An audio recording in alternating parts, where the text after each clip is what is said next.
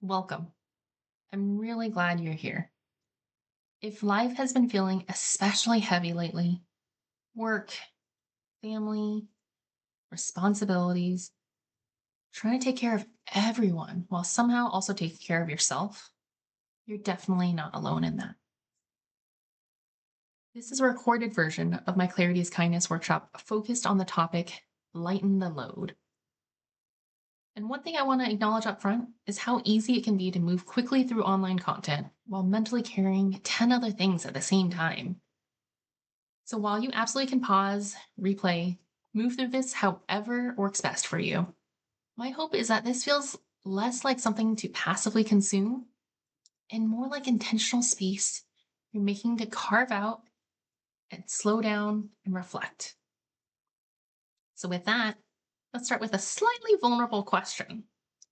When things felt hard for you as a kid, what did you tend to do? Cry? Shut down? Get mad?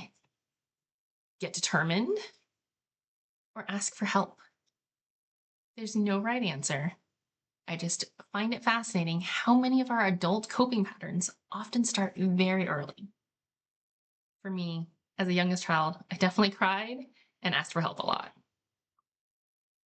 What about you?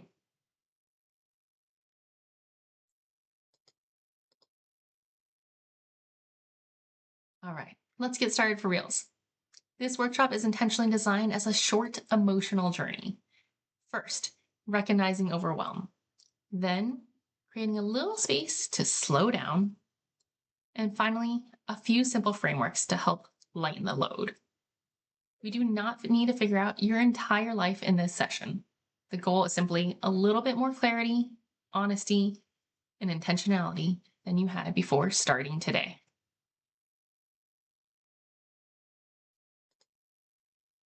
For those that don't know me, I'm Elisa founder of Reaching for Higher. Much of my career has been involved helping people navigate complexity, competing priorities, and difficult decisions across leadership and business environments. But across all of that has really been helping people reconnect with what matters most and move forward with pragmatic next steps that actually fit their lives and circumstances. I do that through workshops like this, deeper leadership programs, and one on one coaching around specific challenges or transitions. Before we dive in, I want to briefly frame what this space is intended to be. One reason I call this series Clarity is Kindness is because I genuinely think that one of the kindest things we can offer ourselves, especially when life feels noisy, complicated, or emotionally crowded. I think a lot of tension we carry comes from misalignment between what we feel, what we think we should do, and what's actually true for us in this current season of life. We keep carrying things because other people expect us to. We expect it from ourselves, or we simply haven't slowed down long enough to ask, what really matters? And I want to emphasize this. There's no single right answer for what your life should look like. My goal today is not to tell you what the answer is. It's simply to help you reconnect with your own.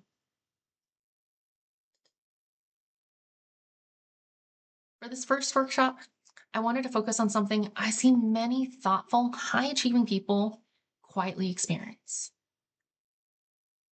Over time, we start carrying responsibilities, expectations, invisible labor, cognitive load, and pressure from every direction. And eventually, everything starts feeling equally important. And that's often where overwhelm can become really difficult to untangle. And before we start to even try to solve overwhelm, I think we need to first get better at recognizing it. Because overwhelm doesn't always feel the same. Sometimes it's loud and everything feels urgent. I'm sprinting as fast as I can and I still feel behind. For me, this often shows up physically as shallow breathing, tight shoulders, feeling like I can never fully exhale. And other times it feels heavy. I know what I should be doing, But emotionally, it just feels like I'm using all of my strength, just trying to hold it together. And then there's a quieter, sneakier version that I think many people normalize without even realizing it's overwhelm. Nothing is obviously wrong. There are 10 things I could go focus on, but I don't know which one would actually make the biggest difference. And internally, I can feel this low grade anxiety or fear quietly consuming me from the inside. And over time, it becomes harder to tell which actually matters most and what can genuinely help us move forward. Any of these resonate with you? Take a moment now and think about a specific time you felt overwhelmed. Maybe recently, maybe right now, while you're watching this video. Did it look like any one of these or something different? What did it feel like in your body? I'm actually going to pause intentionally for 30 seconds to let you reflect on this. If it helps, maybe write a few words down somewhere to help you remember and recognize what overwhelm feels like for you.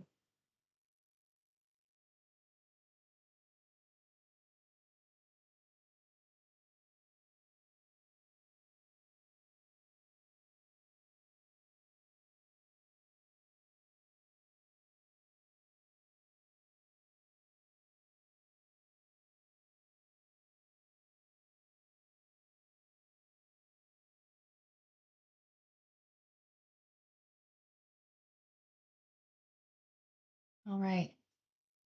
Even noticing these patterns more clearly can sometimes help us reduce the load that we carry and instead respond to ourselves with a little bit more compassion.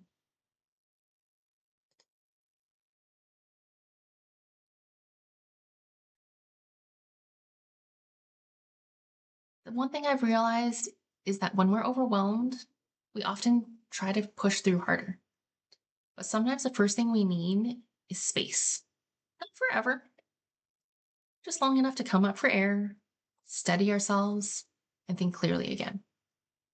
Sometimes it looks like reconnecting with your body, slowing your brain down, stepping outside, asking for help, or simply giving yourself permission to pause for a moment. Tiny moments like that matter more often than we realize. So let's actually take 3 slower breaths right now. One slow breath in and out. Again,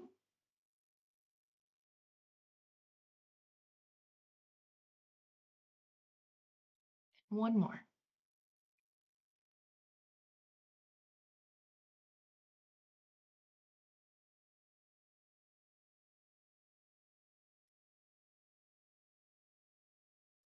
Now that we've slowed down slightly, let's look at what's actually on our plates. I want you to spend about a minute writing down everything you're currently carrying: work, family, decisions, emotional labor, responsibilities, open loops. Don't worry about organizing it perfectly in your head. Don't just get it out of your head. This is an example from me.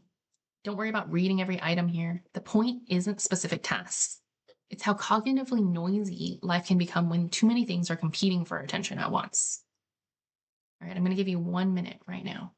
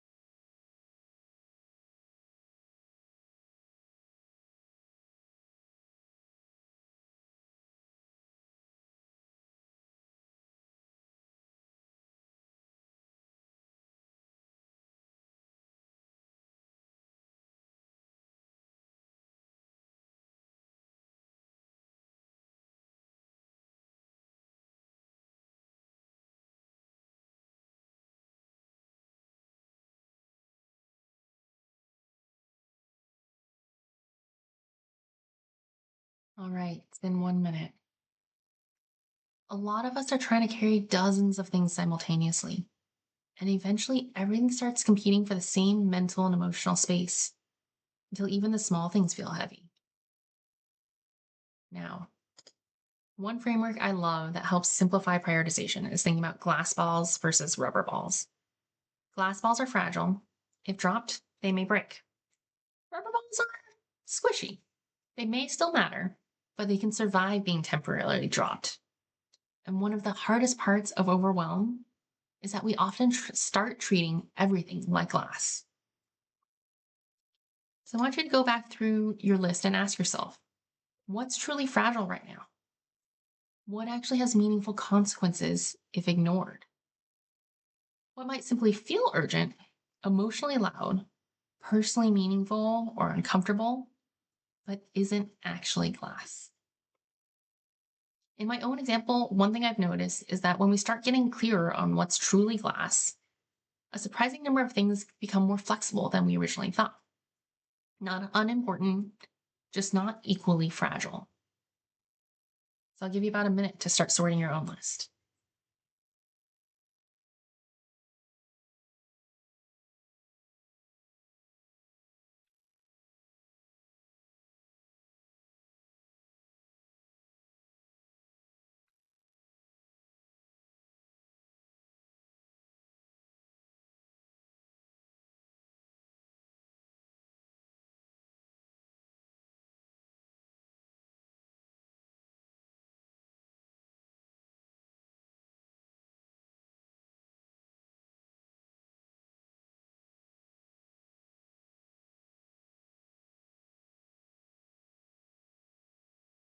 Okay.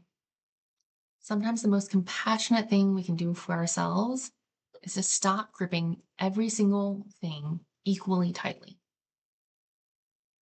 Not because things don't matter, because treating everything as equally fragile eventually breaks us.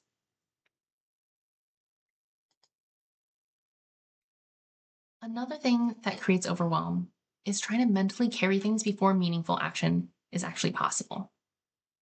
Not everything needs your attention right now. Sometimes my husband and I need to talk through an important decision for our kids or something stressful we're navigating, but we're both slammed, and realistically, we can't have that conversation until later. So instead of mentally carrying it all day, one of us puts time on our calendar for that evening. The issue still matters, but now we know when we'll come back to it. And often that lets us release some of the mental weight for now. Because if meaningful action isn't possible yet, continuing to mentally carry something often just drains energy without changing the outcome. Sometimes the most helpful thing isn't solving something immediately.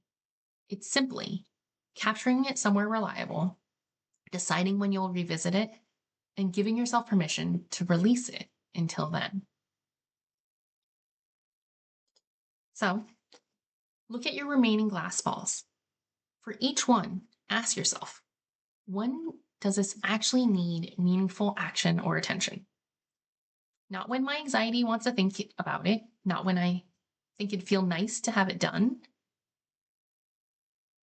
but when is the last responsible moment to meaningfully act on it? And once you've added a little clarity around timing, what becomes the one single most meaningful next step right now? Not the entire solution, not every future step, just the next meaningful action. For me, one thing I've realized is that this next meaningful step can change. Sometimes I think the highest priority is getting more work done, and then I realize what I actually need most is sleep, rest, or space to think clearly again. And once I've attached more realistic timing to the other remaining glass balls, it becomes much easier to stop mentally carrying all of them simultaneously. The goal isn't to rigidly stick to one perfect plan. It's reducing the active list enough so that you can adjust intentionally instead of carrying everything at once. So as you think about your own list, what actually needs your attention right now? And what can wait until later? I'll give you another minute to reflect on that.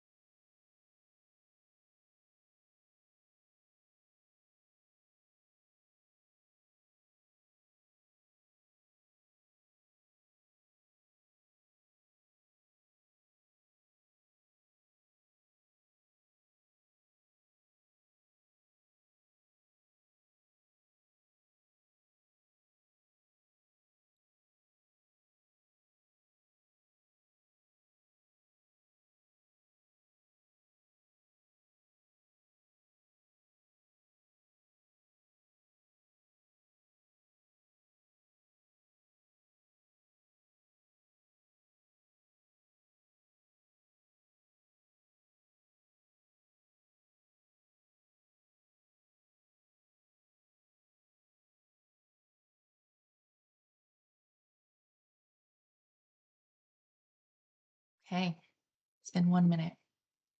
The goal is not to solve your whole life today. The goal is to reduce inner chaos enough to move intentionally again. As we start to close, I want to give you a moment to notice what feels a little clearer now.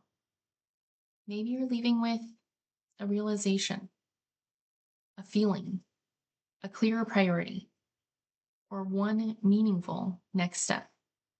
Doesn't have to be huge, because even small moments of clarity can meaningfully lighten the load we carry. If it feels helpful, maybe take a moment now to write down what feels most important for you to protect, prioritize, or release moving forward.